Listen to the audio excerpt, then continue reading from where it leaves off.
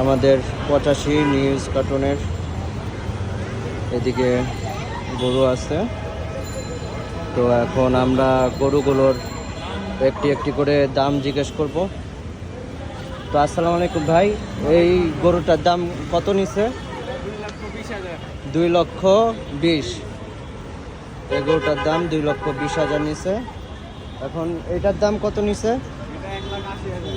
1,80,000। তারপরে এটার দাম কত নিছে? 1,60,000। এটা 1,88,000। এটা কত নিছে? দুইটা জোড়া 4,20,000 টাকা। জি, এটা কত নিচ্ছে? 1,15,000। 2,15,000 এই গরুটি বিক্রি হয়েছে। এটা 1,73,000 গরুটির দাম।